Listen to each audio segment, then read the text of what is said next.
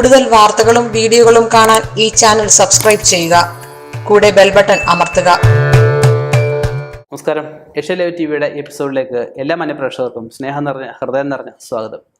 വസ്ത്രങ്ങൾ അഗ്നിക്കിരയായിട്ടുണ്ടെങ്കിൽ ഫലം ഇതാണ്. എന്താണ്?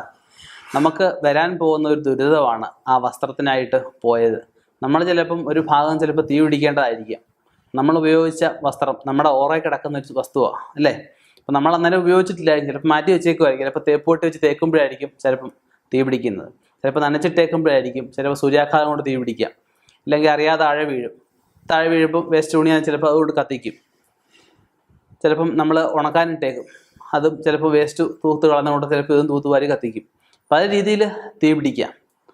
ചിലപ്പോൾ നമ്മൾ ഇട്ടുകൊണ്ട് നടക്കുമ്പോഴേ ചിലപ്പോൾ വിളക്ക് കത്തിക്കുകയോ ചെയ്യും. സാരിയിലായ അല്ലെങ്കിൽ വസ്ത്രത്തിലൊക്കെ തീപിടുത്തം ഉണ്ടാവാം. നമുക്ക് വരേണ്ടുന്ന ഒരു ദുരിതമാണ് ഇതിലേക്കായിട്ട് മാറിപ്പോകുന്നത്.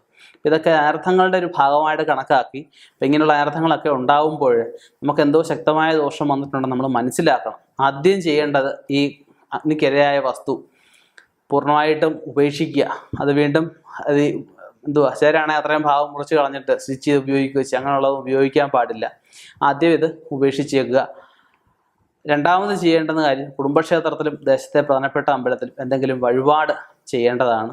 തീപിടുത്തം ഉണ്ടായാൽ ഈ പറഞ്ഞതുപോലെ ഒരു മുങ്ങിക്കുളിച്ച് വേണം, ശുദ്ധമായിട്ട് വേണം ഈ പറഞ്ഞ ക്ഷേത്രത്തിലൊക്കെ പോകുന്നതിന് മുമ്പായിട്ട് അടുത്തുള്ള അമ്പലത്തിൽ കുറച്ച് പുണ്യാഹക്കുവാൻ ചിലയിടത്തും തളിക്കാം. അത് ശുദ്ധമായിട്ട് പോയി അമ്പലത്തിൽ പോവുക.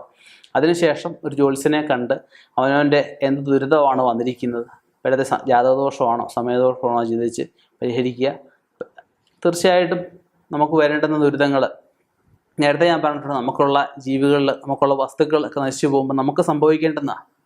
അപ്പം അത് ഒരു പരിധി വരെ മാറിപ്പോയി. ചിലർക്ക് പിന്നെയും ഉണ്ടാവാനുള്ള സാധ്യതയുണ്ട്. അപ്പം ആ ഉണ്ടാവാതിരിക്കാനുള്ള പരിഹാരകർമ്മങ്ങൾ ചെയ്യുക.